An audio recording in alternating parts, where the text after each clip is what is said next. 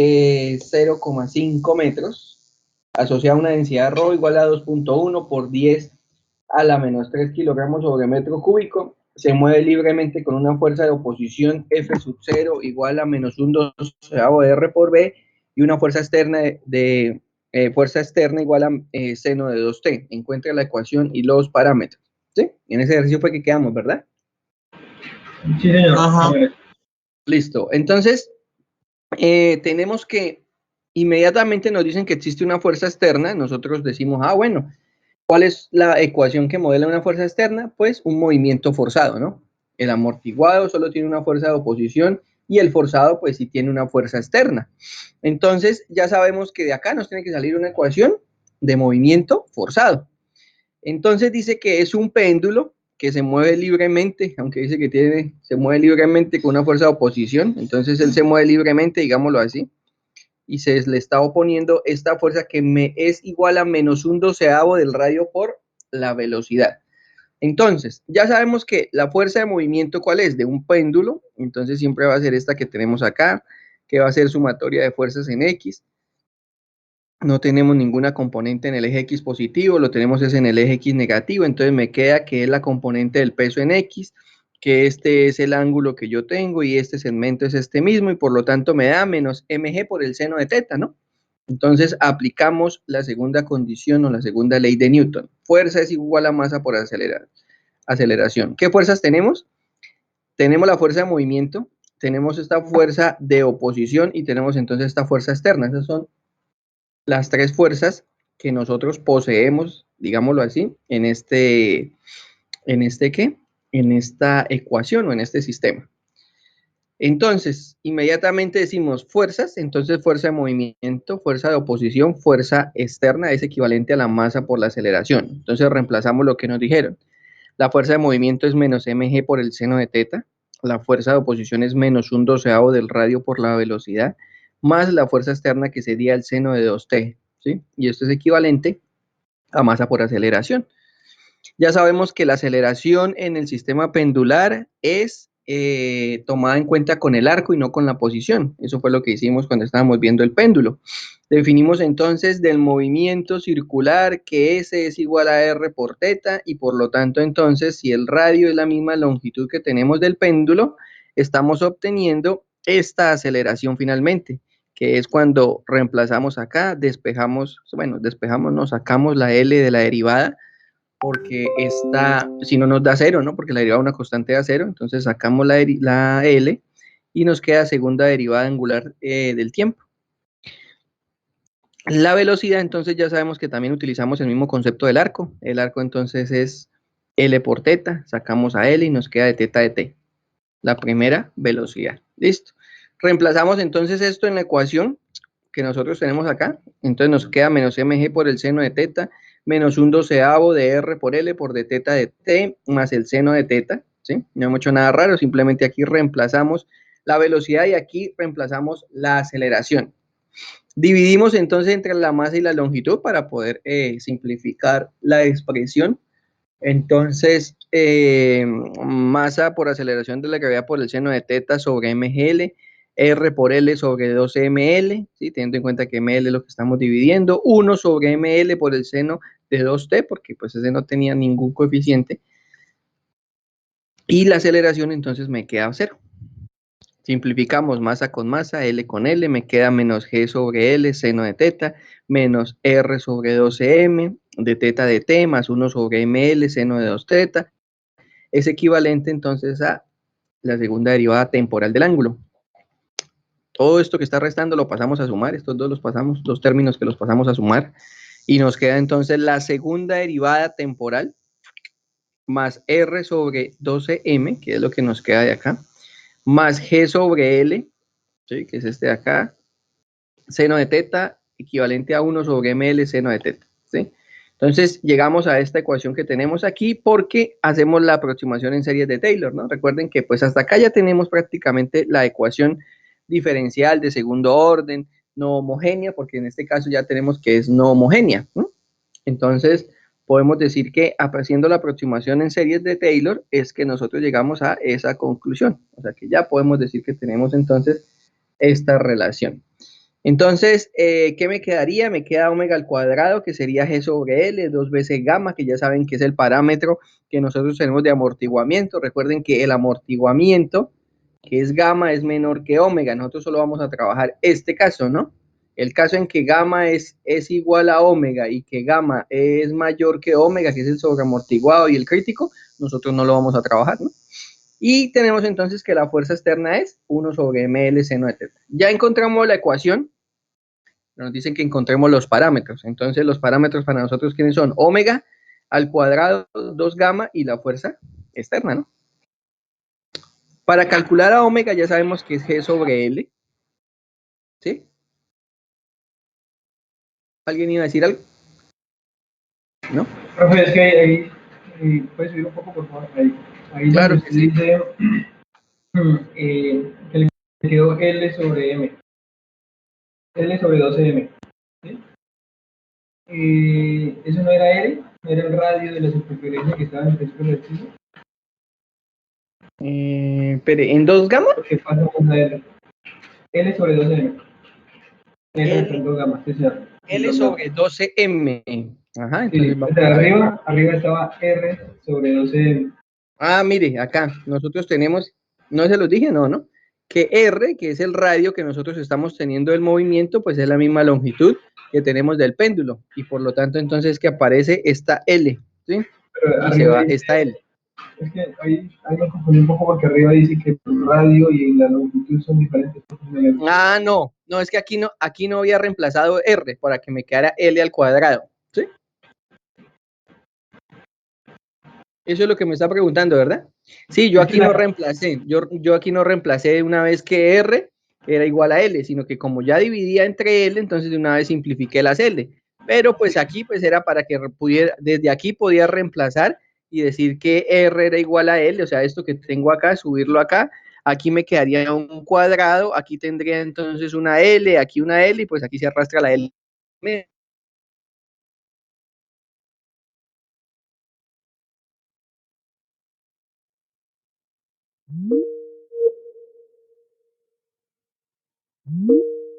es cuando la entiendo por qué eres igual a él, son Ah, ya le diferentes. entendí, ya.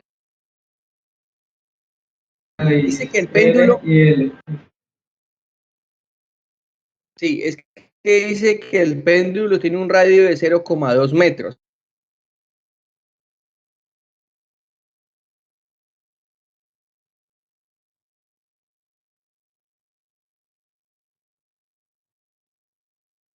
Siendo que el radio es igual a la misma longitud que nosotros tenemos acá. Este R que nosotros tenemos, ¿dónde está? Este R que nosotros tenemos aquí no es el radio de la esfera, es el radio que nosotros estamos teniendo del movimiento. Por eso es que es R igual a L, ¿sí? Eso era lo que me preguntaba, ¿verdad? Sí, sí, es que el Ah, enunciado no lo especifica, entonces ahí me confundí. listo, listo, listo. Sí, tienen que tener cuidado con eso, sí. Exactamente, ese radio no es el radio de la esfera, es el radio que nosotros estamos teniendo en cuenta del movimiento, ¿sí? Porque esto viene de acá, que nosotros estamos trabajando la fuerza de oposición, ¿sí? Listo. ¿Dónde vamos? Vamos, íbamos acá, ¿no? Sí, acá. Entonces, omega al cuadrado es igual a G sobre L. Entonces, recuerden que G vale 9,8 metros sobre segundos al cuadrado, sobre 0,5 que sería la longitud. Entonces, me da 19,6 radianes sobre segundo. ¿Sí? Listo. Está ahí nada raro. Voy a calcular entonces ahora gamma. Gamma es L sobre 12M, pero la masa no nos la dieron. Nos dieron fue la densidad. Espera que esto no pare que fuera densidad. Listo, así sí parece ahora densidad. Entonces, tenemos que la densidad es igual a masa sobre volumen. Vamos a calcular entonces la masa. Entonces, la masa es igual a ρ por B. ¿Sí? Entonces, tenemos que ρ es la densidad y B es el volumen de la esfera. Entonces, el volumen de la esfera es 4 tercios de pi por R al cubo. Y acá tendríamos entonces la masa. ¿Sí? Multiplicamos y nos da 7,03 por 10 a la menos 8, la masa. Ya tenemos la masa, entonces podemos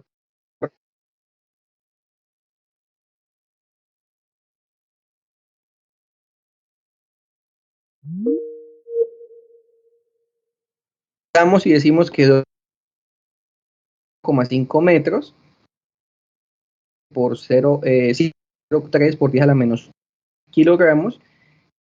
Entonces un valor de gamma de 590. ¿Sí? Hasta ahí simplemente reemplazar. ¿Se ve? Ya no se ve. Y la fuerza externa nos daría 7,005. ¿Sí? Y eso 4 por 10 a la 6 sobre kilogramo por metro. Tenemos, ya que tenemos omega y la fuerza externa, pues y finalmente esa es la ecuación de orden. Hola, profesor. ¿Sí? Me acaba de conectar. Entonces, diferencial de segundo orden. Tenemos este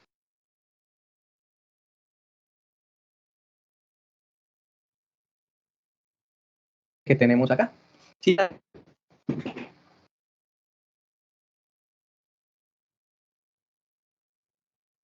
¿Cómo así que cuál sería la solución? O sea, de esa derivada. No, de la ecuación diferencial. ¿Cuál sería la solución de la ecuación diferencial? No de la derivada.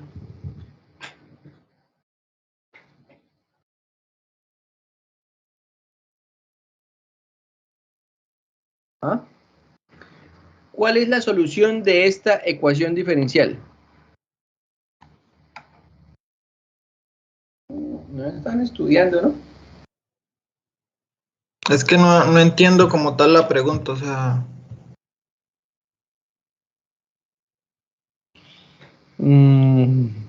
¿Cuál es la ecuación de la solución de la ecuación diferencial de segundo orden no homogénea que tenemos ahí? ¿Cómo mal le planteo la pregunta? No, no hay otra forma.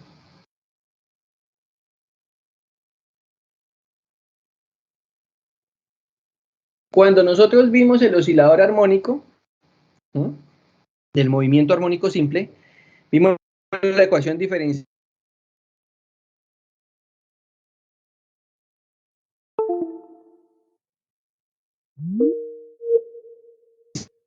de esa ecuación. ¿Cuál era la solución del movimiento armónico simple? De la ecuación diferencial del oscilador armónico. Ay, no.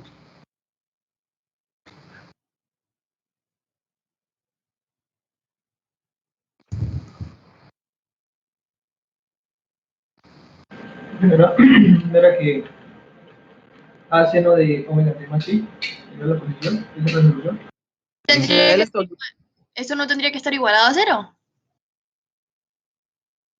¿Cuál? Esta no, porque recuerde que es la forzada.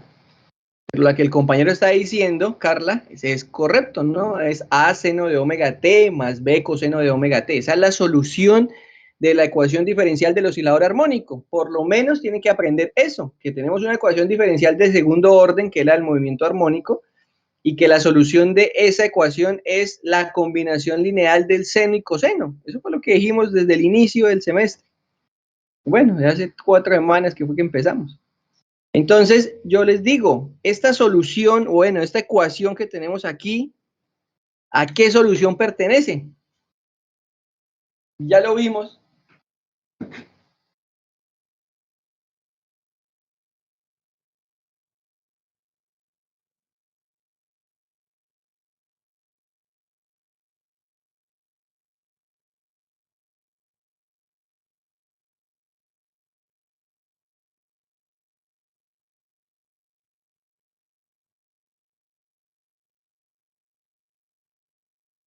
Esta ecuación que acabamos de calcular es ¿qué?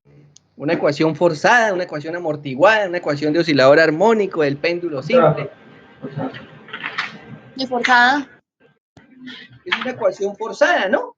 Porque tiene una fuerza externa. Entonces yo les pregunto, ¿cuál es la solución de esa ecuación diferencial? Hay que estudiar, man.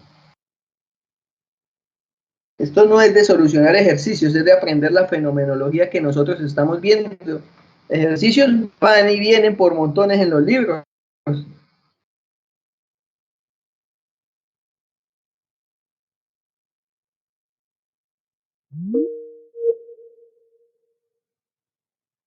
Forzado, dijimos que la solución existe, porque nosotros siempre vamos a obtener un valor aquí que siempre, que puede ser una constante, puede ser aquí el seno de omega t, que podemos colocar una tangente, que podemos colocar, ya lo coloqué ahí, ¿no? Sí. Entonces, estas ecuaciones que son no homogéneas dependen de la solución particular y de la solución no homogénea. Y nosotros dijimos que eso nosotros no lo íbamos a estudiar, que lo que estudiábamos era que cuando teníamos aquí una fuerza que era el seno de omega t, decíamos entonces que esta tenía un valor en la amplitud f sobre m sobre la raíz cuadrada de la frecuencia final menos la frecuencia inicial todo al cuadrado menos 4 gamma por omega final al cuadrado, ¿sí? Y que tiene una fase como la arcotangente de omega f menos omega inicial sobre 2 veces gamma por omega final. Eso es lo que deben saber, porque eso ya lo vimos en clase. Hay que estudiar. Entonces, cuando nosotros tenemos el oscilador armónico, tenemos la combinación lineal de las funciones senos y cosenos. Cuando tenemos una oscilación forzada, nosotros no tenemos solución general, son soluciones particulares, que nosotros solo vimos una porque pues es el círculo. A la cosa. Y dice, un péndulo de radio R igual a 0,5 metros se encuentra suspendido por una cuerda de 1 metro de longitud. Si la fuerza que se opone al movimiento es de F sub 0 igual a menos 6 pi R por B, donde R es la constante de Boltzmann de los gases, 0,042 atmósferas por litro sobre mol por Kelvin, y una densidad de 2.5 por 10 a la menos 3 kilogramos sobre metro cúbico. Calcule la ecuación y sus parámetros. Entonces les pregunto, ¿esta ecuación que vamos a calcular hace parte de qué? ¿De las forzadas o de las amortiguadas? ¿O es un movimiento armónico simple?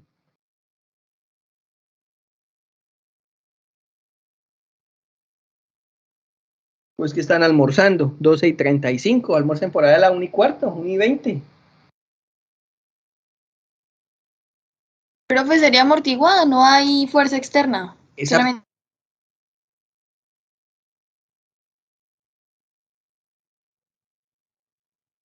sistema forzado.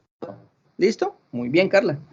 Entonces tenemos que, como tenemos un péndulo, entonces ¿qué aparece el péndulo? Aparece que el péndulo es igual a menos mg seno de x, porque ya sabemos que el péndulo, vamos a hacerlo otra vez acá para que recuerden, tenemos el péndulo, el que me da el movimiento es mg, acá la componente del peso en mgx. Como es este teta que yo tengo acá y es el opuesto, pues por lo tanto me da menos mg seno de teta. Lo acabamos de hacer en el ejercicio anterior. Entonces, solo tenemos fuerza de movimiento y la fuerza de oposición. Por lo tanto, tenemos un sistema amortiguado. Entonces, la fuerza de movimiento menos mg seno de teta menos más la fuerza de oposición, que en este caso es menos 6 pi r, que es la constante de Boltzmann que nos dieron, por la velocidad. Y eso es equivalente a la masa por la aceleración. Ya sabemos que la aceleración depende del arco. El arco entonces es igual a r por teta. R entonces L por teta. Entonces, por lo tanto, la aceleración es igual a L, segunda derivada temporal del ángulo. ¿Sí? Aquí teniendo en cuenta que el radio es igual a L. Bueno, la velocidad entonces sería la primera derivada que nos está quedando L de teta de t. ¿Sí? Esto pues es más de lo mismo que ya conocen. Reemplazamos entonces la velocidad acá y reemplazamos la aceleración acá y nos está dando menos mg seno de teta menos 6 pi rl por d teta de t igual a mgl. Dividimos entre mgl, entonces, entonces nos va a quedar menos mg sobre ml seno de teta menos 6 pi rl sobre ml de teta de t equivalente a 2 de teta de t. Cancelamos las masas, cancelamos la longitud, me quedaría menos g sobre l seno de teta menos 6 pi r sobre m, primera derivada angular, equivalente a la segunda derivada angular temporal. ¿Sí? ¿Qué hacemos? Esto que está restando lo pasamos aquí a sumar al lado derecho. Este que está restando también lo pasamos aquí a sumar al lado derecho. Y por lo tanto vamos acomodando nuestra ecuación. Pero antes de eso, nos damos cuenta que tenemos el mismo problema de siempre, ¿no? Tenemos este seno de teta que nos invade la ecuación del movimiento que nosotros encontramos. Entonces aplicamos series de Taylor, que son las aproximaciones pequeñas, amplitudes pequeñas, como le quieran llamar, o simplemente frecuencias pequeñas. ¿Sí? Cualquiera de esos me sirve para decir que estoy aproximando series de Taylor. Y estoy encontrando entonces la ecuación. La ecuación tiene como parámetros omega al cuadrado, que es G sobre L, y 2 veces gamma, que sería 6 pi r sobre m. ¿Sí? Esto que tengo acá. Ahora les vuelvo a preguntar, ¿cuál es la solución de la ecuación diferencial que estamos teniendo acá?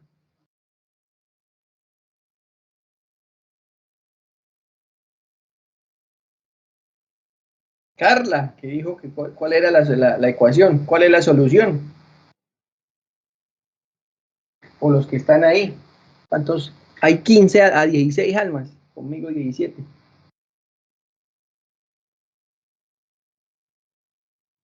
Pues si es por el lado de Carla, que era que igualarlo a cero y resolverlo, ¿no? Pero ¿cuál es la solución? Profe, es A seno de omega t por Euler. Tenemos que ir a sacar gamma. Exactamente, Raúl. X de t es igual a A seno de omega t por el Euler a la menos gamma t. Ay, se me borró allá. Voy a hacerlo aquí. X de t es igual a A por el seno de omega t por Euler a la menos gamma t. Mire, esto es lo básico. Eso es lo básico que ustedes ya deben conocer. Si tengo una ecuación de oscilador amortiguado, la solución es la misma solución armónica multiplicada por un Euler. Y eso es lo que me hace o me permite que yo tenga un decrecimiento en la amplitud. Si yo tengo una oscilación forzada, en la oscilación forzada sí no puedo hacer ecuaciones generales, sino ecuaciones particulares, porque va a depender del parámetro no homogéneo de la ecuación diferencial de segundo orden. ¿Sí? Si yo tengo el oscilador armónico, tengo la combinación lineal del seno y coseno. Si yo tengo el péndulo simple y el péndulo compuesto, tengo dos aproximaciones en series de Taylor para obtener el mismo movimiento armónico simple y que sea el mismo ideal. Eso ya lo tienen que tener claro. Eso es lo que hemos venido hablando todo este primer corte de oscilaciones, ¿sí? Y hay que tenerlo claro. De ahí es de donde va a salir el parcial. Si no tienen claro, si yo les pregunto en el parcial cuál es la solución de la ecuación diferencial y me dicen, no, igualemos a cero, como dijo el compañero, y dijo Carla, igualemos a cero, y encontremos la solución, ¿cuándo nosotros hicimos eso? Eso nosotros no lo hemos hecho acá. Entonces, hay que estudiar, y bastante, ¿no? Recuerden, por cada 4 horas de clase son 8 horas de estudio en la casa. Entonces, para calcular los parámetros que tenemos que el inciso nos dio que L es 1 metro de longitud y tenemos entonces que la aceleración de la gravedad es 9,8 metros sobre segundos al cuadrado, dividido entre 1, pues nos da 9,8 radianes sobre segundo, ¿no? Eso es lo que hay que tener aquí para la frecuencia angular. No le sacamos la raíz porque pues la necesitamos al cuadrado, porque pues en la ecuación aquí aparece omega al cuadrado. Esto es 2 veces gamma, igual que el ejercicio anterior, no tenemos la masa, pero sí tenemos la densidad, por lo tanto, entonces tenemos que decir que la densidad es igual a masa sobre volumen, que la masa es igual a ρ por B, que la masa entonces es 2.5 por 10 a la menos 3, el volumen entonces es 4/3 de pi por 0,5 que sería el cubo, y con esto completamos la masa que sería 1.30 por 10 a la menos 3 kilogramos. ¿Sí? Ahora reemplazamos el valor para poder tener el valor de gamma y nos da 6pi por esto que es la constante de Boltzmann 0,082, 1.30 por 10 a la menos 3 kilogramos, y tenemos entonces que nos da 1.100.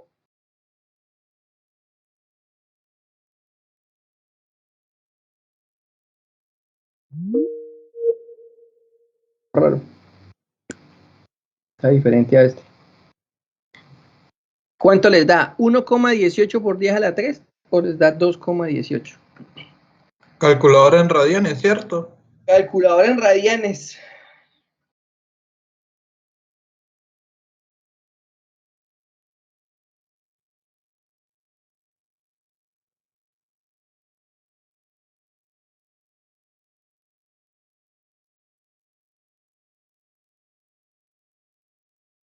Profe, si es un 1.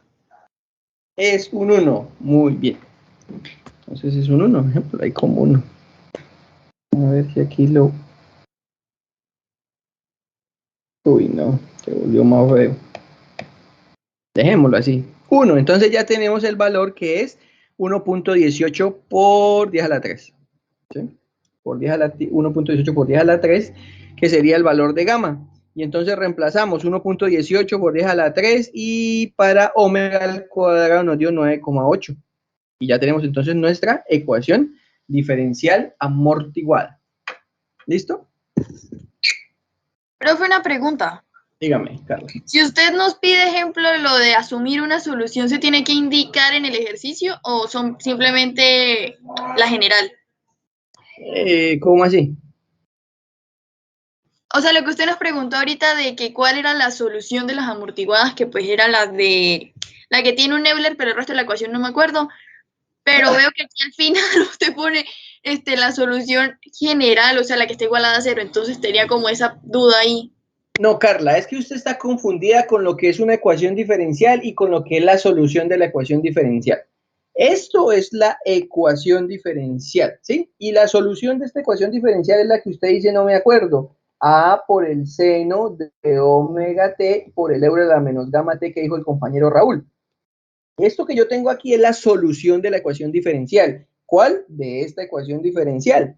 Que nosotros no solucionamos la ecuación diferencial para encontrar la solución, es lo que yo siempre les he venido diciendo desde el principio. Nosotros, esto no es un curso de ecuación diferencial, es un curso de oscilaciones y ondas. Aquí aprenden es la fenomenología. Entonces nosotros suponemos, dependiendo del fenómeno, ¿qué? La solución de esa ecuación diferencial y la introducimos en la ecuación y verificamos que verdaderamente nos dé o no nos dé. ¿Sí? Eso es lo que es. Ahora sí, Carla. Sí, profe. Listo. Está bien que pregunten porque si no, entonces el día del parcial, ¿qué van a hacer? Y ya se acercan los parciales, ¿no? La próxima semana, recuerden que es el taller y la próxima semana ya son los parciales, ¿no? O sea, el martes dentro de hoy, en 15 días es el parcial, ¿no? Bueno. ¿Alguna otra pregunta, alguna otra duda, inquietud?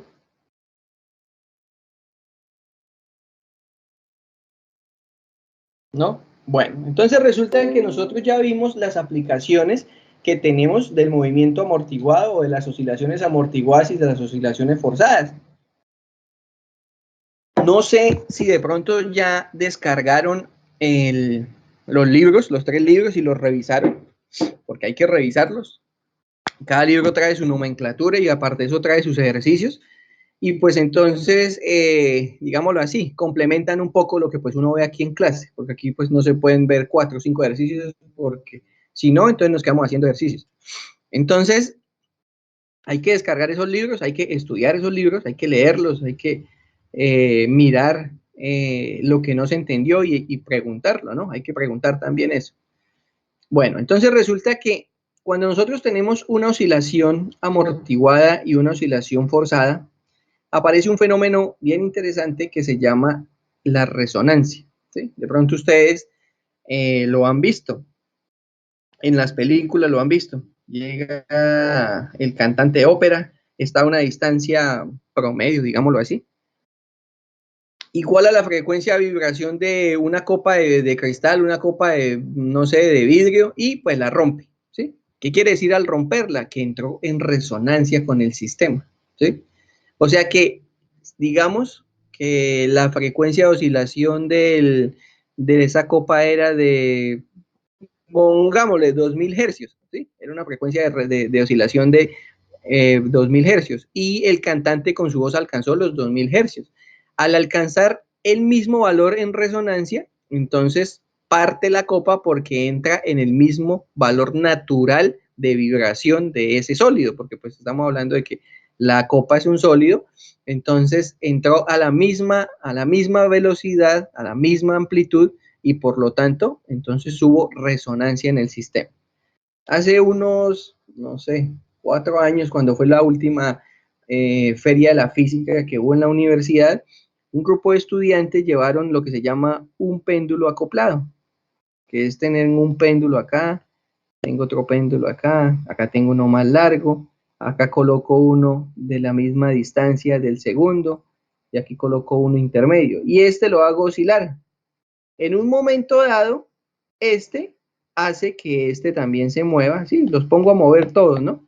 Entonces este empieza a moverse, y pues en un momento dado llegan a igualarse estas dos que tenemos aquí porque entran en la misma resonancia, porque tienen la misma frecuencia, digámoslo así, en su cuerda, y por lo tanto entonces van a vibrar a la misma frecuencia. Ese es el fenómeno de la resonancia. A quien le gusta las series, ¿cómo se llama? De ficticias, como, sí, se me olvidó ahora el género. De pronto ha visto en algunas series que pasan, la materia pasa a través de las paredes, o que dependiendo de la energía cinética, entonces usted puede atravesar cierto sólido. Eso es el mismo fenómeno de resonancia, sino que pues lo llevan a las películas. Exactamente lo que nosotros queremos es encontrar que la energía que nosotros poseemos en ese instante en el que nosotros le suministramos la vibración al sistema, entonces va a existir una oscilación tanto de amplitud como de energía, y que la resonancia en amplitud va a depender de un parámetro y la resonancia en energía va a depender de otro parámetro. Eso es lo que es, digámoslo así, el fenómeno en general de la resonancia. Un poco como más elaborado, podemos decir entonces que si nosotros tenemos energía, ¿sí? Y esa energía entonces aporta, digamos, una fuerza que se le está aplicando al sistema. Entonces, cuando la amplitud de esas oscilaciones aún, que esa energía está sufriendo una disipación, o sea, se disipa, ¿sí? Al disiparse, entonces el oscilador entra en amplitud, entra en resonancia en amplitud, o entra en resonancia con en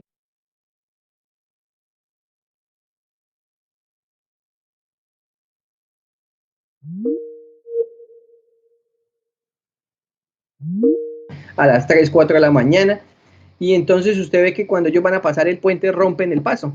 Romper el paso es que dejan de trotar al mismo tiempo, o sea, con la misma frecuencia. Porque si ellos igualan la frecuencia de resonancia del puente, o sea, del armazón que hay, pues muy seguramente el puente se va abajo, ¿sí? El fenómeno de la resonancia ¿en qué? En la mecánica, digámoslo así.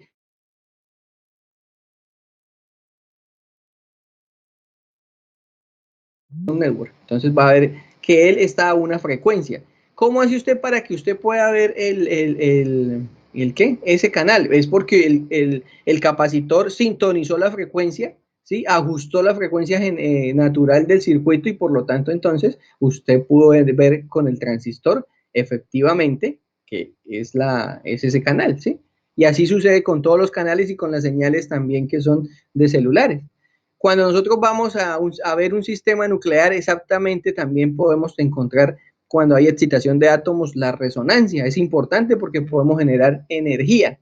O sea que, diciendo, digámoslo así, en palabras más cristianas, cuando yo tengo la amplitud, o tengo un máximo de amplitud en el desplazamiento, un máximo de amplitud en el desplazamiento, yo estoy obteniendo resonancia en amplitud. Pero cuando la amplitud o el valor máximo de la velocidad produce la energía de oscilación, entonces yo estoy obteniendo resonancia en energía, ¿sí? Esos son los dos casos que nosotros vamos a estudiar, o bueno, que nosotros vamos a tratar de entender. El fenómeno de la resonancia en amplitud y el fenómeno de resonancia en la energía. Entonces, empecemos con la resonancia en amplitud. Cuando hablamos de que tenemos resonancia en amplitud, pues nosotros decimos, bueno, la amplitud A, que para nosotros va a ser A asociada al desplazamiento. ¿Cuál es el desplazamiento que nosotros tenemos? X, ¿no? De la oscilación del sistema debe diferir o debe diferenciarse o tiene que existir una distinción entre las frecuencias de las fuerzas que nosotros estamos teniendo en cuenta, que son las externas, ¿sí? Asociadas entonces a el modelo o al sistema que estamos estudiando. Entonces, con ese sistema nosotros decimos que el valor de gamma es el que tenemos aquí en su lado derecho, ¿no? Gamma es menor que omega sub 0 sobre raíz de 2. Mire que si le quitamos el raíz de 2, tenemos la condición de que este sistema que estamos estudiando es un sistema amortiguado, ¿no? Eso es un sistema amortiguado. Quítele esto y queda como un sistema amortiguado. Ahora entonces, para que entre en resonancia, nosotros necesitamos que sea menor el gamma, debe ser menor que la frecuencia inicial sobre raíz de 2. Pero si la amplitud máxima con esta condición no es omega sub 0 equivalente a omega final equivalente a omega sub 0 al cuadrado menos 2 veces gamma al cuadrado, entonces esto jamás se va a cumplir. O sea que prácticamente se deben cumplir estas dos condiciones. La condición de que gamma sea menor que omega sub 0 sobre raíz de 2 y que gamma o que la amplitud final esté relacionada con la amplitud inicial y el valor de gamma. ¿Sí? O sea, todo tiene que ir pegado, digámoslo así. Entonces, esta es la resonancia en amplitud. Se genera esta condición gracias a que, ¿qué? A que nosotros estamos teniendo una amplitud, ¿sí? En el desplazamiento de la oscilación del sistema. Y eso es lo que me genera la resonancia en amplitud. Aparece entonces lo que es la resonancia en energía, ¿sí? La resonancia en energía, entonces, depende de la amplitud de la velocidad de oscilación. Entonces, lo mismo, si nosotros tenemos esta velocidad de oscilación que se presenta al máximo del valor de la energía, inmediatamente nosotros estamos teniendo resonancia en energía. Solo que la resonancia de energía como que se entiende un poco más porque nosotros tenemos esto que se llama las curvas de energía. Entonces, esas curvas van a representar la potencia que yo tengo con la frecuencia, ¿sí? Así como aparece aquí el gráfico. Entonces, ¿qué sucede? Yo digo que tengo un amortiguamiento débil cuando yo tengo este pico agudo, es decir, cuando la potencia aumentó, ¿sí?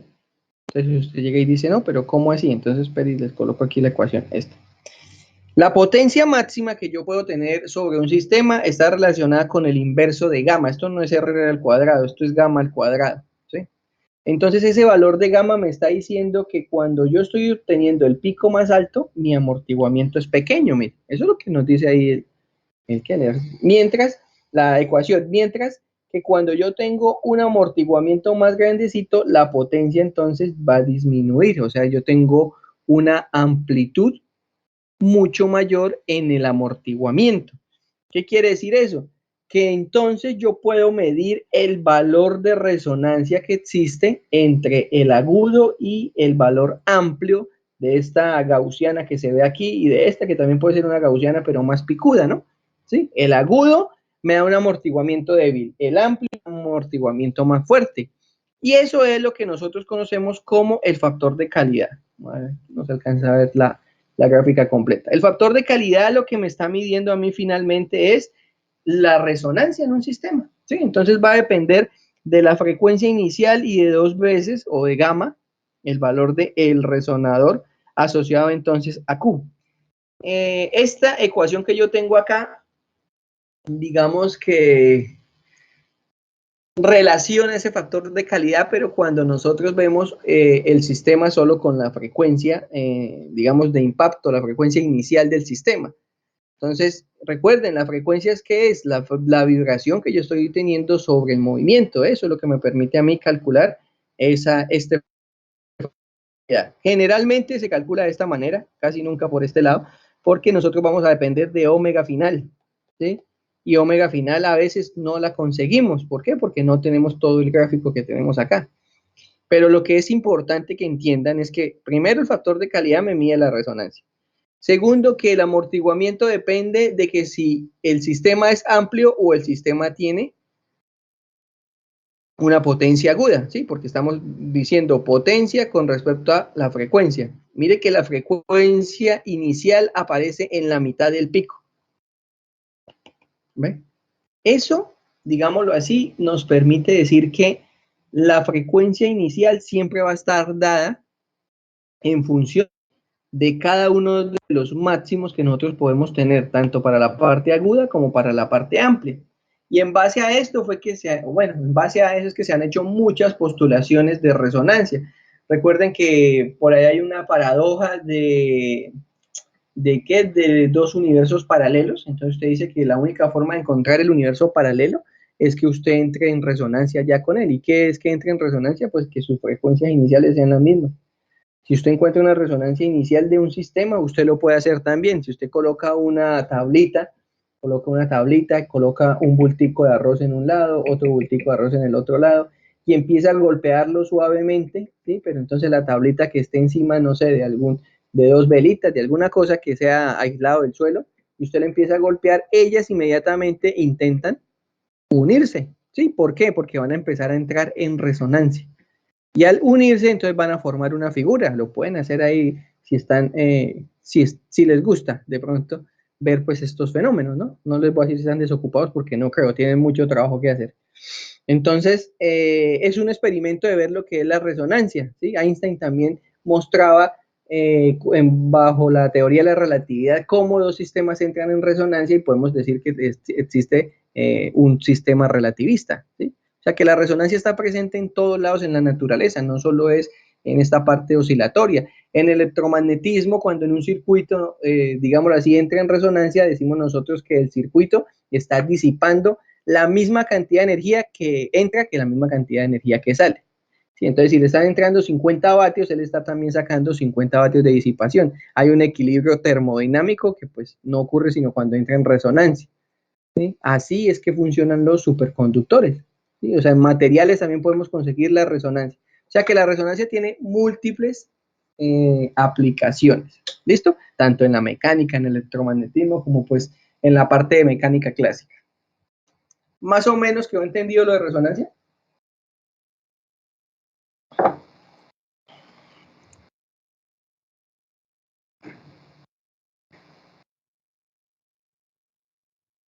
¿O están almorzando?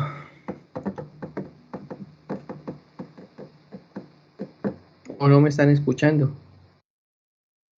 Sí está entendible, sí está entendible. Bueno. Entonces, el último tema que vamos a ver se llama análisis de Fourier. Este tema de análisis de Fourier yo les voy a dejar, yo ya les subí las clases, ¿no? Las notas de clases, ¿sí?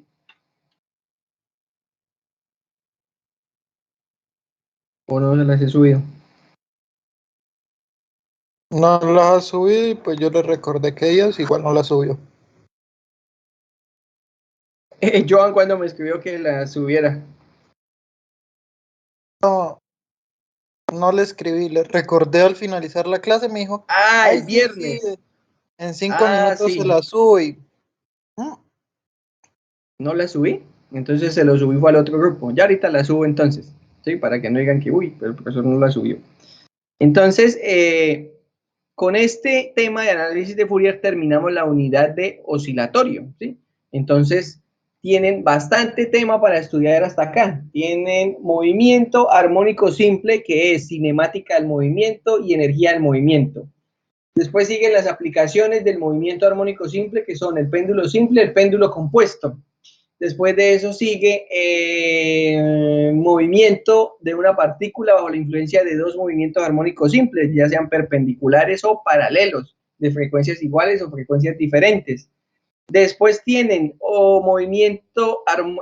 oscilaciones amortiguadas y oscilaciones forzadas, y de las oscilaciones forzadas y amortiguadas aparecen las aplicaciones en circuito de RLC. Y llevar un sistema a la ecuación forzada o la ecuación amortiguada, ¿no? Y este tema que sería el de análisis de Fourier, ¿no? El que tenemos de análisis de Fourier. Entonces recuerden que cuando yo inicié el curso, yo les dije, nosotros podemos encontrar una solución en senos y cosenos para la ecuación diferencial porque dijimos que era periódica. Pero entonces, si nosotros tenemos una función constante, un número 1, nosotros podemos decir que ella también puede ser solución del oscilador armónico. O sea, no necesariamente tiene que ser armónico simple, pero sí que pudiésemos decir que es una solución armónica. Entonces, para eso es que sirve el análisis de Fourier. Digamos que Fourier o el análisis de Fourier nos muestra primero que podemos llevar un sistema que está en posición, lo podemos encontrar, lo podemos llevar a hacer un sistema en frecuencias, ¿sí? Si usted tiene un sistema en X, lo puede llevar a omega. Y eso le va a permitir entonces encontrar las frecuencias de ese movimiento. Y lo segundo es que el análisis de Fourier me va a llevar que una función, o me va a mostrar que una función cualquiera se puede convertir como una solución de una función armónica. Entonces eso es lo nuevo de lo que es el análisis de Fourier. Para los ingenieros en telecomunicaciones, los electrónicos, no sé si los eléctricos, como que los eléctricos también cuando ven aplicaciones sobre las señales, entonces ven transformada de Fourier, y en la transformada de Fourier usted ve pues prácticamente lo que yo les estoy diciendo, la transformación, valga la redundancia, de un sistema a otro sistema, y les permite entonces esclarecer cuando, digamos, sobre una antena usted tiene una frecuencia asociada, y la emisión de la transformación en posición, cómo le permite llegar a usted con esa frecuencia, ¿sí? Eso hay que tenerlo presente, digámoslo así, sobre la energía que usted está desarrollando.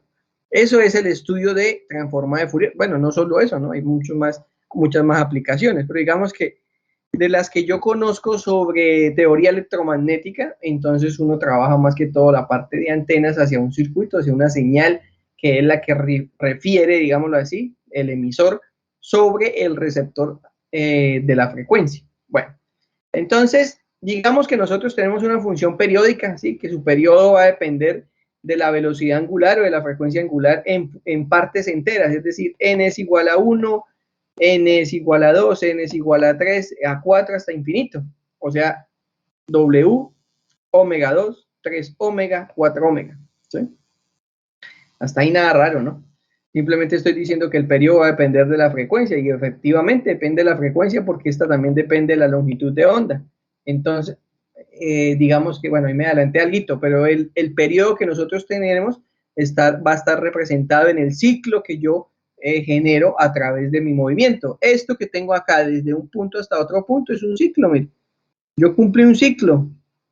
No necesariamente los ciclos son circulares, ¿sí? Un ciclo es que voy desde un periodo hasta otro punto que me genera ese mismo periodo. O sea que yo diría que desde aquí hasta aquí tengo un periodo, desde aquí hasta aquí tendría otro periodo P. Y es el mismo, es equivalente, ¿sí? Entonces, la solución en funciones armónicas que nosotros planteamos para el movimiento armónico es que x de t es igual a la expansión del seno y de la función coseno, ¿sí? Ya me perdí dónde está el coseno, acá. Tenemos que esta solución en seno es simplemente cuando estoy obteniendo una amplitud y cuando solo estoy teniendo o considerando una sola frecuencia. Pero ¿qué pasa si yo tengo muchas frecuencias? Es decir, si yo tengo varias frecuencias, entonces voy a tener que expandir el seno sobre todas esas frecuencias hasta que tenga A seno de omega t más B seno de 2 omega t más C seno de 3 omega t más D seno de 4 omega t y así sucesivamente hasta que esto que yo tengo aquí se convierte en un coeficiente infinito que es C sub n por el seno de n omega t, porque le estoy dando los valores enteros a n igual desde 1 hasta infinito. Exactamente lo mismo pasa con el coseno. El coseno se expande en función de omega y entonces voy a tener que A' por el coseno de omega t y le coloco A' pues para que se diferencie de A, ¿no? Y no digan que es la misma amplitud o el mismo valor de la constante. Entonces A' coseno de omega t más B', coseno de 2 omega t, C', coseno de 3 omega t, así sucesivamente hasta que llegamos a C sub n, coseno de n omega t. Tenemos entonces ahí nuestro valor asociado entonces a el último término que podríamos tener, tanto en el coseno como en el seno. Mire. Entonces, ¿qué pasa? La función seno y la coseno son pares e impares. Coseno par, seno impar. Si yo reúno las partes, digámoslo así, asociadas a los puntos impares y a los puntos pares,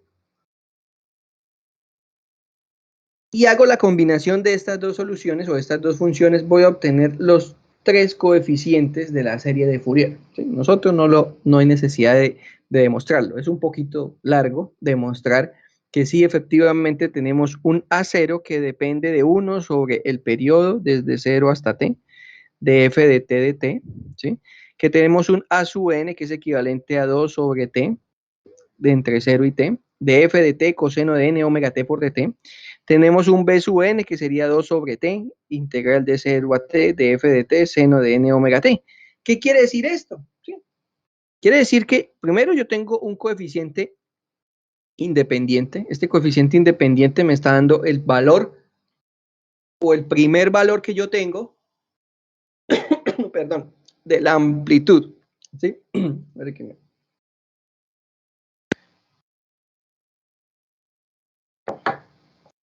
Bueno, me está dando el primer valor de la amplitud que yo estoy obteniendo sobre mi sistema. A sub n y b sub n son los coeficientes que se encargan de encontrarse en función de cada una de las que si son pares o de las que son impares. Ay, Dios mío. Bueno, entonces esto que yo tengo aquí me sirve para decir que una función, efectivamente, cualquier función que yo tenga puede volverse armónica. Entonces, si hacemos la parte, ¿cómo se llama? Introspectiva de la ecuación, ¿cómo nos va a quedar? Nos va a quedar que A sub 0 es este A sub 0, A sub 1, que depende de A sub 1, por coseno de omega t, 2 por coseno de 2 omega t, hasta infinito, que sería A sub n coseno de n omega t, ¿sí? Que sería el valor A sub n. Tenemos B sub 1, B sub 1, B sub 2, y B sub n por el seno de n omega t. ¿Sí? Tenemos entonces la ecuación tanto para el coseno como para el seno. O sea que dijimos que la combinación lineal de este seno y coseno desde el inicio de que vimos la clase desde movimiento armónico simple, se pueden comportar como un movimiento armónico simple cualquier función. Entonces usted dice, no entendí. Entonces yo le digo, f de t es igual a 1. ¿Sí? Eso es una función. ¿Qué función es 1? ¿Esto qué es? F de t igual a 1. ¿Qué función representa eso? ¿Una función qué?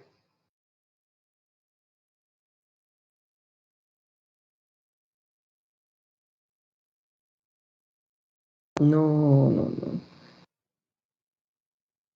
Si yo digo f de t es igual a 1, ¿qué característica tiene esa función? Que es una función ¿Lineal? No. Pero por ahí va, no sé cómo, pero no es lineal. Porque para que fuera lineal sería f de t igual a mx más b, ¿no? Eso sería una función lineal, ¿no? O quítele a b y simplemente se lo afín, mx. Pero, o sea, mi pregunta es, o sea, la función siempre va a estar en 1, o sea, siempre va a ser 1. Sí, Por eso entonces digo que... ¿es una función qué? Usted mismo se respondió solito. ¿Es una función entonces qué? Constante. Una función constante. Ah, Muy bien el compañero que respondió, que no me di cuenta quién era. Es una función constante. Entonces, mire, vamos a partir de la función más sencilla. Una función constante. Si yo digo que f de t es igual a 1, que es una función constante, voy a reemplazarla aquí. Entonces aquí me daría 1 por dt me da dt. La integral del diferencial por segundo teorema del cálculo me da la función, o sea que voy a tener t. Bueno, aquí digamos que conocemos el periodo, simplemente estamos haciéndolo por encimita, como dicen. Ahora f de t es igual a 1, entonces tengo un 1 acá, lo multiplico por el coseno, me queda la integral del coseno. Y aquí voy a multiplicarlo por 1 y me queda el seno de esta integral. O sea que cuando coloque que x de t, que para mí es una función f de t igual a 1, como una constante, me va a quedar igual a t, que en este caso va a ser aquí t evaluado entre 0 y t, porque pues no, digamos que no conozco todavía el periodo, pero pues tengo el periodo, más a sub 1, entonces a sub 1, ¿cuál fue? Coseno n omega t, entonces hice la integral n, la integral del coseno me da menos el seno, ¿no? Entonces menos seno de n omega t 1 sobre n, entonces me quedaría este primer valor. Y después lo haría para el seno, integral del seno, coseno, ¿no? 1 sobre n coseno n omega t. Entonces tendría b sub 1. Entonces, una función que es constante se volvió armónica, mire. La volví armónica. porque ya tengo el primer término de esa función armónica. Entonces, no, por eso no entendí. F de t es igual a t al cuadrado, una función que es de segundo orden. De segundo orden, ¿sí? Exponencial no, porque no tiene Euler. Es de segundo orden. O sea que es polinómica de segundo orden. Entonces vamos a ver si es cierto. Entonces introduzco t al cuadrado aquí. La integral de t cuadrado, ¿cuánto me da? T al cubo sobre 3. Bueno, evaluado entre 0 y t. Está bien, eso aquí ya encontré a sub 0. Aquí me da t al cuadrado, coseno de n omega t. Tenemos que hacerla por partes, ¿no? Porque tengo una función y otra función diferentes. Entonces hacemos por partes. U es igual a t al cuadrado y de b sería igual a coseno de n omega t. O digamos que n es igual a 1 para que nos dé coseno de omega t, más sencillito. Entonces sacamos la integral y sacamos también la función que sería la derivada u de t cuadrado, de u entonces sería 2t, ¿no? Y aquí de b sería entonces el seno, no, perdón, era el coseno, y b entonces sería el seno. Cuando hagamos u por b, a ver porque me perdí acá, es u por b y de u por b, entonces nos va a quedar una función que sigue siendo sinusoidal. O sea que este primer término ya lo sacamos. Exactamente lo mismo vamos a hacer aquí, t cuadrado, nos toca solución por partes y hacemos la integral por solución por partes. Y vamos a darnos cuenta que también nos va a dar una función cosenosoidal o sinusoidal. Por lo tanto, este t al cuadrado que yo coloqué como función lo volví una solución armónica. O sea que cualquier función que yo tenga, dijo el compañero, una Euler a la gamma t. Entonces, bueno, a la gamma t, si la podemos gamma t teniendo gamma como una constante. Lo colocamos aquí, Euler a la menos gamma t, Euler a la menos gamma t, y aquí arriba Euler a la menos gamma t. Hacemos la integral de Euler a la menos gamma t. Hacemos aquí por partes, porque nos toca otra vez por partes a la gamma t, y aquí lo mismo por partes. Y estamos encontrando entonces esta solución para cuando n es igual a 1. Si n es igual a 2, entonces vamos a tomar pues 3. Si n es igual a 3, entonces vamos a tomar 4, porque pues este también se está contando, que es el coeficiente inicial. Entonces, si se dan cuenta, cada vez que nosotros reemplazamos reemplazamos un valor o una función en este f de t, la estamos volviendo armónica. O sea, nosotros podemos decir que la combinación lineal de una solución de una ecuación diferencial de segundo orden es simplemente la combinación armónica de cada una de esas funciones. ¿Sí ven? O sea que nosotros hemos generalizado las soluciones, miren, generalizamos las soluciones. Eso sí, mucho cuidado con las oscilaciones amortiguadas y forzadas, porque hay que tenerle cuidado a esas dos soluciones, porque esas son dos ecuaciones que ya son un poco más reales, y al ser más reales, imprimen entonces que usted tenga particularidades de las funciones. Digamos que en la amortiguada no se ve tanto, pero en la forzada sí. Recuerden que en la forzada nosotros no tenemos una solución general, tenemos una ecuación particular que fue la que calculamos en la amplitud y en la fase, ¿no? Que creo yo que será de memoria. Esos son de memoria. ¿Sí?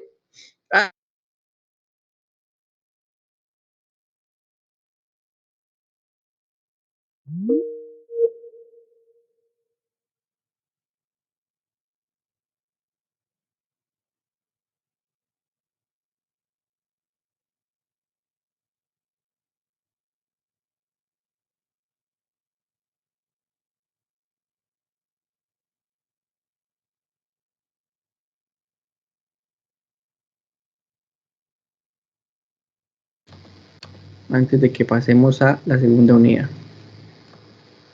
¿Sí me están escuchando o tienen el internet malo? Porque hoy como llovió, entonces el internet es que anda medio loco. Es que el ER es el último, con razón no estaba.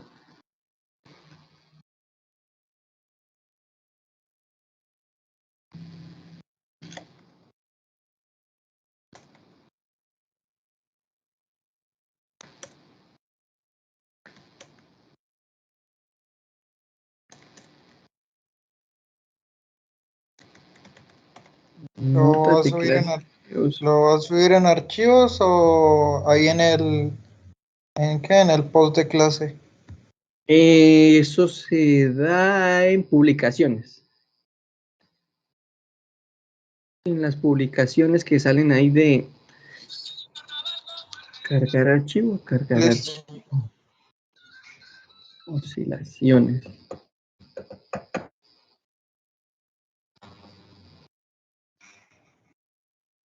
Oscilaciones, ¿sí? Ahí están entonces las oscilaciones. Entonces con esto hemos terminado ¿el qué? La parte, digámoslo así, del movimiento oscilatorio. Se preguntarán, profe, ¿y no vamos a hacer ejercicios de cómo es que se llama, de series de Fourier? Yo la verdad nunca he encontrado relevante hacer ejercicios de series de Fourier. ¿Por qué? Les voy a decir. Porque si se dan cuenta, lo que nos tenemos que poner a hacer es a solucionar ecuaciones. Entonces yo por eso les soluciono prácticamente así de forma rapidítica las ¿qué? Las dos funciones sencillitas que son cuando es una constante y cuando es t al cuadrado. Cuando es una constante, entonces yo les dije, reemplazamos aquí un 1, ¿sí? Reemplazamos aquí un 1, aquí reemplazamos un 1, aquí reemplazamos un 1, entonces simplemente nos queda este valor y este valor, o sea que nos va a quedar simplemente para hacer las integrales de coseno. Bueno, digamos que cuando n es igual a 1, que es la más cortica, entonces vamos a hacerlo acá para que lo vean. Cuando n es igual a 1, entonces yo digo que a sub 0 es igual a 1 sobre t, integral de 0 a t de dt, ¿no? Porque pues inmediatamente me queda simplemente dt, o sea que aquí voy a tener que t es evaluado entre 0 y t, y esto es multiplicado por 1 sobre el periodo, ¿sí? Entonces el periodo depende de si nos dan la frecuencia, si nos van a dar, que nos pueden dar la frecuencia normal, o sea, la frecuencia natural, o nos pueden dar W, o sea, omega, ¿sí? Nos pueden dar omega y dependiendo de omega, pues calculamos el periodo, o inmediatamente nos dicen cuál es el periodo, ¿sí? Esos ejercicios son más matemáticos que físicos. Aquí en la integral, entonces yo tengo que a sub n es igual desde 2t, integral de 0 a t de f de t, que va a ser 1 por el coseno de omega t, que dijimos que es aquí donde n es igual a 1, entonces solo tenemos omega t. La integral del coseno, entonces a sub n es igual a 2t, integral de, ya la vamos a calcular, a sub n es igual a 2t, y la integral del coseno, entonces es menos el seno, ¿sí? Revisen ahí que sí sea. Evaluado entre 0 y t. ¿Sí me da menos el seno o no? La integral del coseno. La derivada del seno, pero la derivada del coseno, la derivada del seno me da coseno y la derivada del coseno me da el seno, ¿sí? O sea que la integral del coseno me da el seno, menos el seno. ¿Sí o no? O tampoco.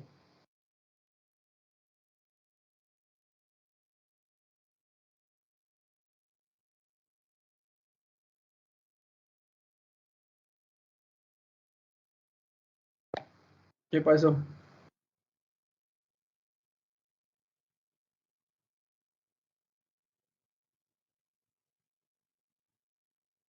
Sí, la integral del seno es menos coseno, o la integral del coseno es el menos seno.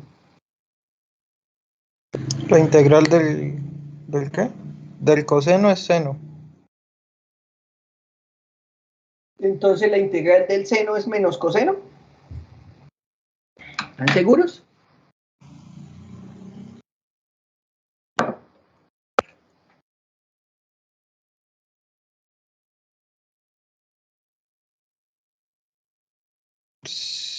Creo que sí. ¿Cómo así que creo que sí? Es que usted lo hace dudar a uno. Y ya he hecho muchas estupideces en esta clase. Sí. ¿Cuál, profe? ¿Cuál era la que estaba diciendo? La integral del coseno. Sí, menos seno. Menos el seno. Ay, Dios mío. No, entonces ahora la culpa es del profesor. Ahí es seno. Y ya. ¿Es seno o menos seno? Seno, Es seno. seno Seno, le estoy positivo. diciendo que es seno, pero él está preguntando es por la integral del seno. La integral del coseno, porque la integral del coseno fue la primera que hicimos acá, miren. Integral del coseno, no están ni poniendo atención. Pues le dije seno y me pregunta por la del seno y le digo que es menos coseno.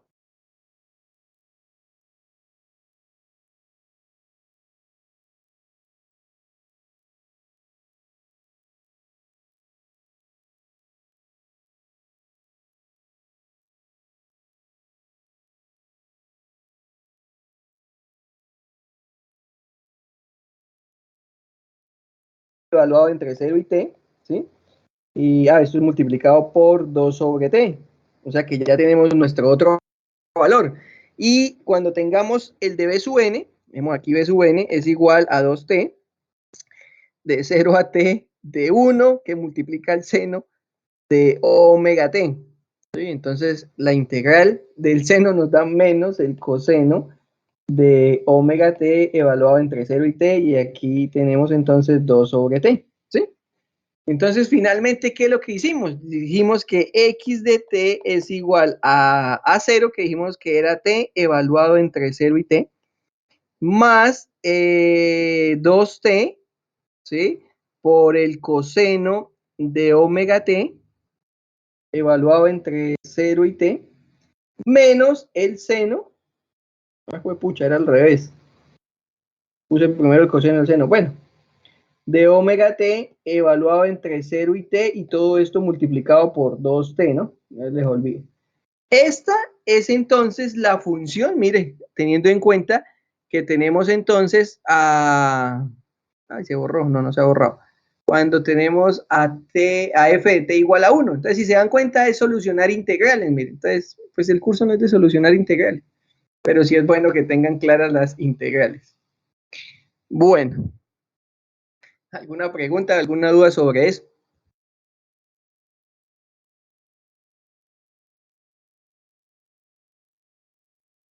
¿No? ¿Ninguna? Bueno.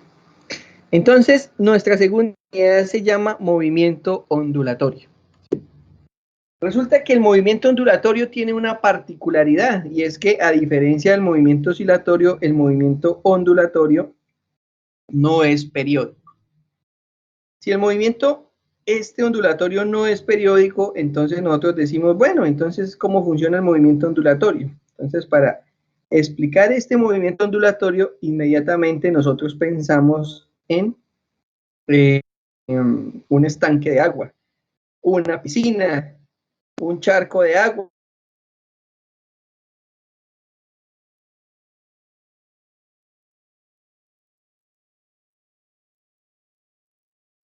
Se puede mostrar. Safari. Más fácil así, ¿no? Movimiento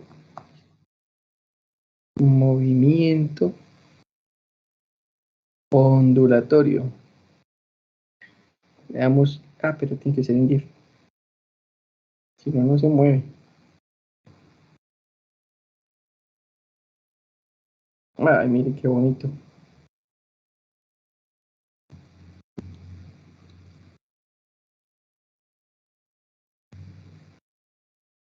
Ay, pero no se mueve.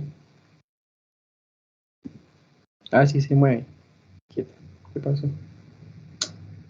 Anuncios. Aquí, mire. ¿Sí? Me gusta estas clases por esto. Resulta que el movimiento ondulatorio, nosotros vamos a empezar a estudiarlo cuando arrojamos, cuando tiramos un objeto, una roca, lo que usted quiera tirar aquí a la mitad de un estanque, ¿sí? O de un pozo de agua, como llegué y les dije, como un charco, lo que ustedes quieran tener. Lo que sí debe tener es que el líquido donde usted lo arroje esté totalmente en equilibrio, o sea, en reposo. No lo rocen, nada. Nosotros lo que tenemos aquí es un movimiento tranquilo.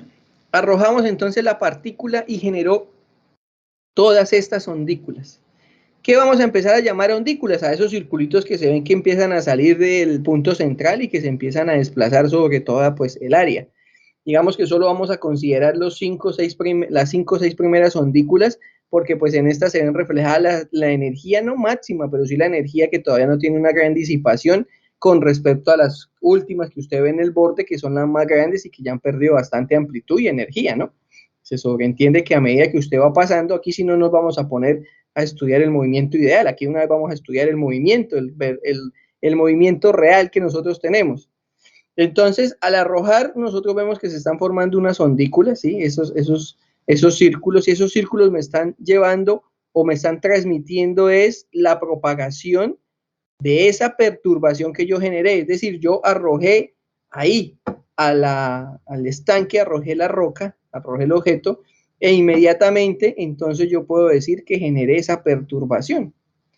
Usted no ve que el agua se traslada desde ese punto hasta el punto, digamos, hasta la cuarta onda, hasta la cuarta ondícula. Usted lo que está viendo es que está saliendo como un color, no sé, como azulito claro, como casi blanco, y se va desplazando sobre el agua, ¿sí? Sí, sí se está viendo el GIF, ¿sí? O solo lo estoy viendo yo, ¿no? Lo están viendo todos.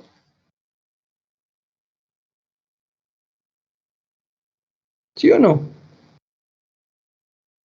Ya respondió usted, lo estamos viendo todos. Pero les pregunto porque no sé, como no dicen nada. Entonces resulta que... Listo, Carla. Entonces resulta que al tener nosotros este medio, nos debemos primero decir que, bueno, debemos colocarles unas restricciones al medio, porque pues no en cualquier medio vamos a ver esta propagación que estamos viendo acá. Digamos, si usted arroja agua sucia, agua turbia, una roca,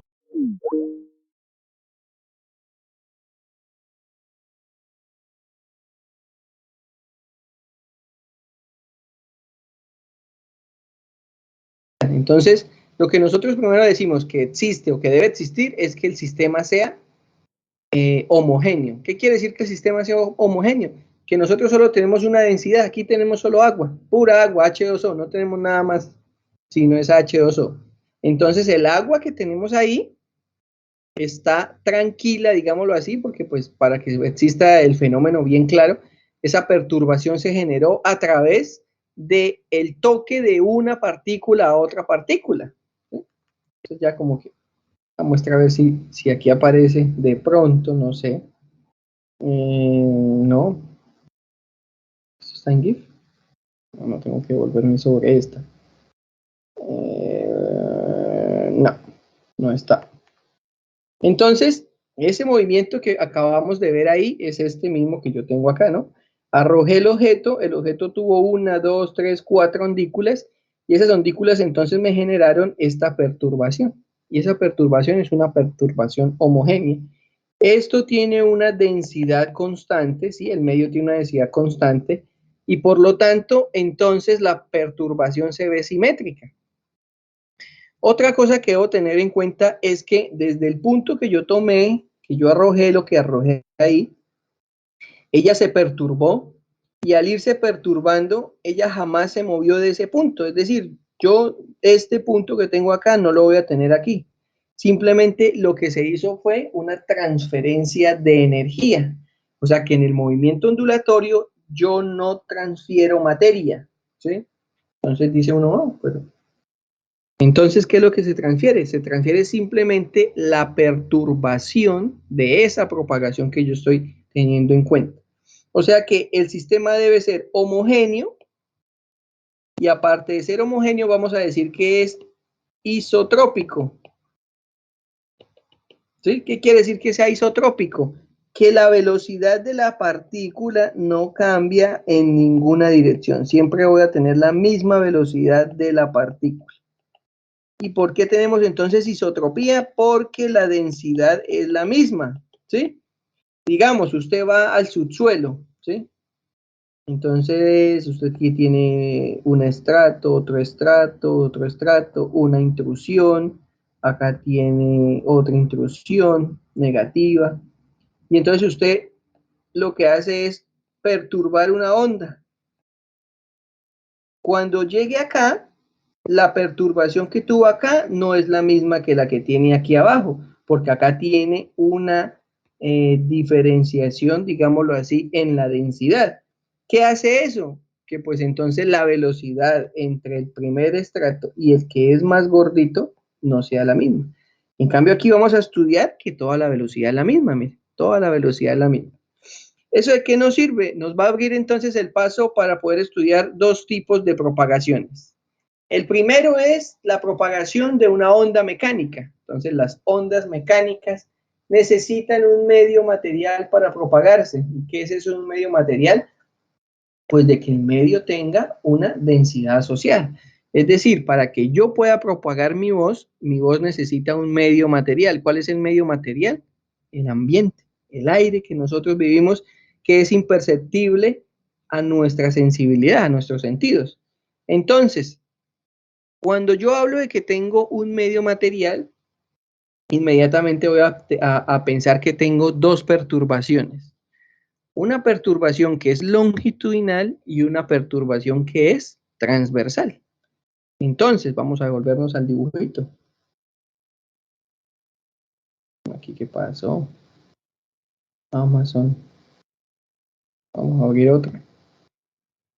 Y coloquemos aquí ondas longitudinales y transversales. Vamos a ver si sale de una vez o toca ponerlas en GIF.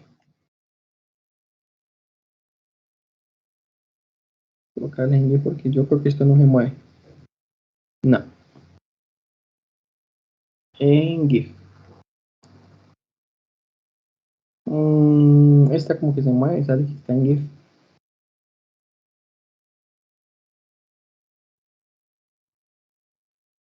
Efectivamente. Nosotros tenemos esos dos tipos de propagaciones cuando son propagaciones mecánicas. Tenemos una perturbación longitudinal y una perturbación transversal. Decimos que la perturbación longitudinal ocurre cuando la partícula se mueve en el mismo sentido de la perturbación. Es decir, miren, si se dan cuenta en la parte de abajo, la partícula se va moviendo pues en el sentido de las X, digámoslo así, ¿sí? Ella se va moviendo en el sentido de las X, va moviendo de punto a punto. Esta sí no puedo hacer nada con el lápiz. Entonces, ella se va propagando en el mismo sentido de la perturbación. Mientras que si miran una onda transversal, la cosa cambia. Usted se da cuenta que ella hace como una ondita hacia arriba, hacia abajo. ¿Qué quiere decir eso? Que la perturbación que se está generando ahí es una perturbación perpendicular, ¿sí? O sea, se baja y sube, sube y baja. Sube y baja la partícula porque nosotros les dijimos aquí, mire, si ustedes se dan cuenta, tanto en la transversal como en la longitudinal no hay intercambio de materia, o sea, la materia no va desde un punto hasta otro punto.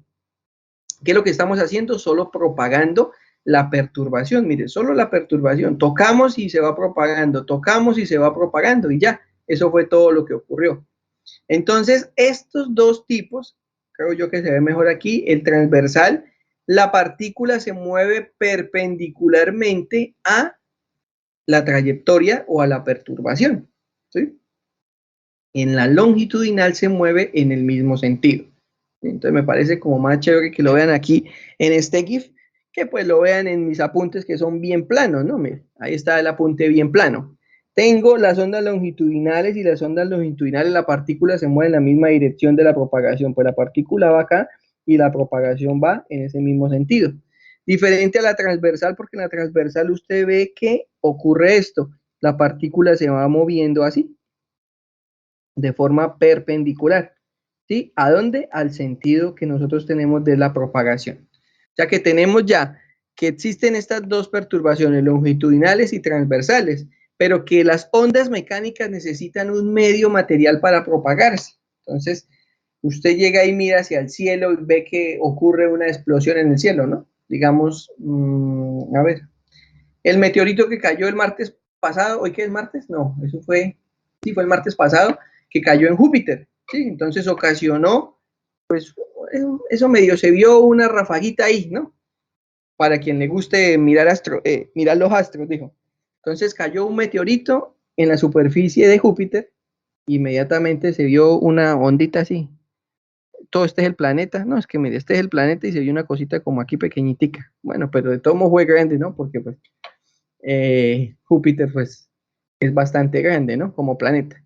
Entonces ustedes no escucharon. O sea, ustedes estaban en la casa, eso fue más o menos a las 3:25 de la mañana, por más que estuvieran durmiendo, usted debería escucharlo, ¿no? 3:25, no, 3:25 Argentina, Eso tiene que ser 3, 4, 5 y pico de la mañana aquí en Colombia. Ya la gente está despertando, ¿no?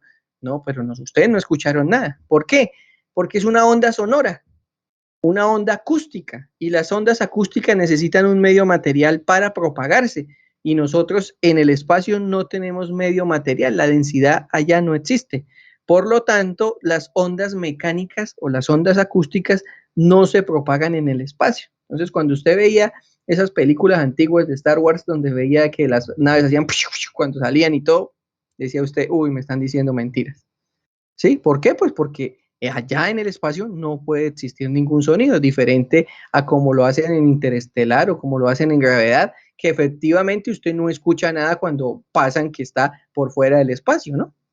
¿Sí? ¿Sí se habían dado cuenta de eso? Creo yo que sí, ¿no? Si les gustan las películas, por lo menos, ¿no?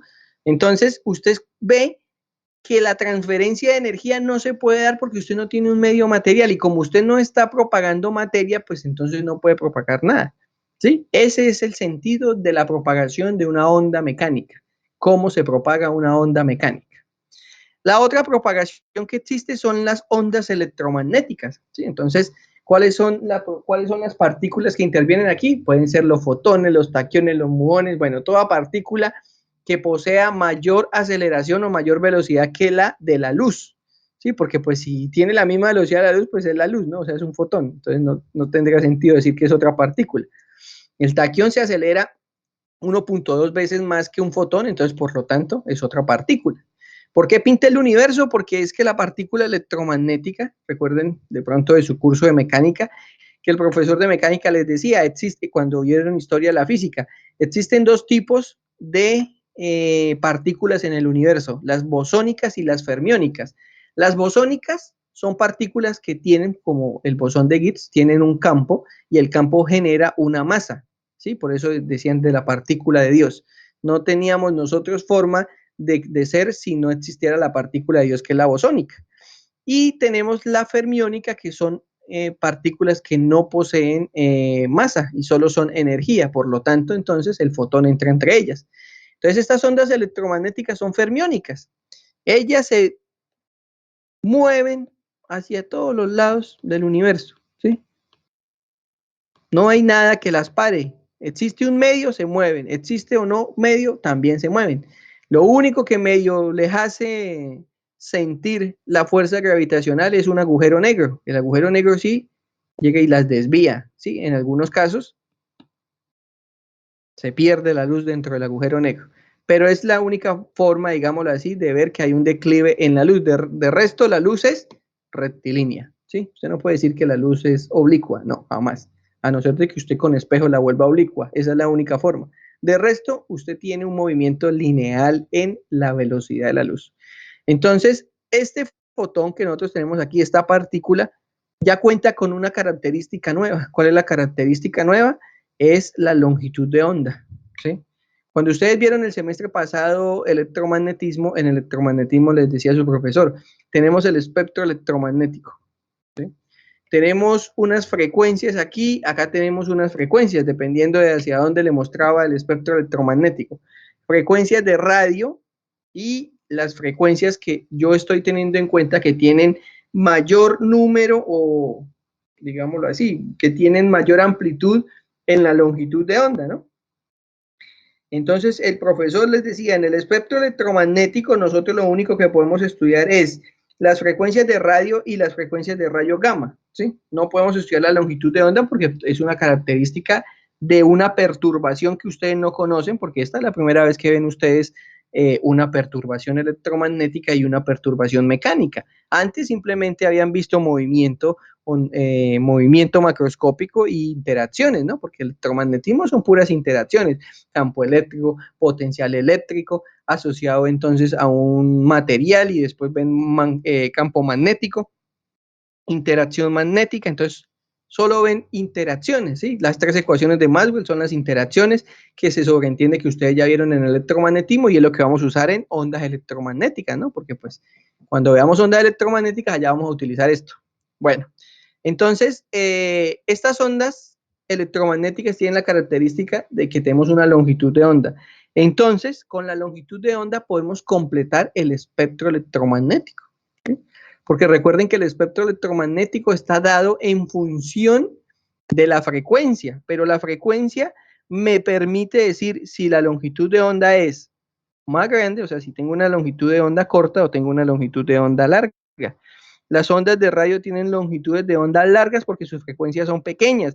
En cambio, los rayos gamma tienen unas frecuencias de, muestra a ver, 10 a la 19, 10 a la 20, 10 a la 21, dependiendo del rayo gamma que sea, y entonces tienen unas frecuencias o unas longitudes de onda corta, ¿sí? Entonces, ¿eso no para qué sirve? Eso sirve para poder entender cómo funciona, por ejemplo, un tomógrafo, ¿sí? ¿Cómo le hacen a usted un MRI? Entonces usted dice, bueno, dependiendo de la emisión que yo tenga, yo puedo encontrar una parte ósea, puedo encontrar un tejido blando, porque pues dependiendo del sólido o del material o de la densidad del material, pues va a dejar ver su frecuencia, ¿sí? Esa es la forma como pues se hace un TAP o una resonancia magnética, utilizando pues el principio de la longitud de onda. Entonces esta es la nueva característica que tenemos nosotros llamada longitud de onda, ¿sí? Entonces conocemos que la longitud de onda, se puede decir, no conocemos, se puede decir que la longitud de onda es la distancia que nosotros podemos medir en una perturbación, o sea, en el periodo. O sea que cuando yo hablo de que existe un periodo, estoy hablando de que existe una longitud de onda, solo que el medible, el periodo en metros, va a ser la longitud de onda y el periodo se va a dar en segundos. Sí, eso hay que tenerlo bien claro. Un ciclo me genera una longitud de onda asociada a un periodo completo. Y eso es la nueva característica que nosotros entonces estudiamos. ¿Hasta ahí alguna pregunta, alguna duda, inquietud? ¿No? Tengo una duda. Dígame. Ejemplo, usted colocaba ahí el qué? El ejemplo de la gota de agua que se expande, pero ¿y si choca con algo? No, ¿Cuándo? estamos solo estudiando que, por eso les dije, estudiamos solo las primeras 5 ondículas, 1, 2, 3, 4, 5, que aquí no ha pasado nada, ¿sí? O sea, no estamos estudiando ni el borde, ni que aquí entonces hay un obstáculo que ya fue y rebotó y se generó el fenómeno de reverberación, que aquí hay una puntica y entonces se generó el fenómeno de difracción, no, solo estamos generando una fuente puntual, digámoslo así, ¿sí? Que usted generó una perturbación y esa perturbación generó unas ondículas que por ahora son simétricas y que pues eso es lo que estamos estudiando, esa perturbación simétrica. No le estamos estudiando nada más a la perturbación. Ok. ¿Qué otra duda tienen? ¿Inquietud?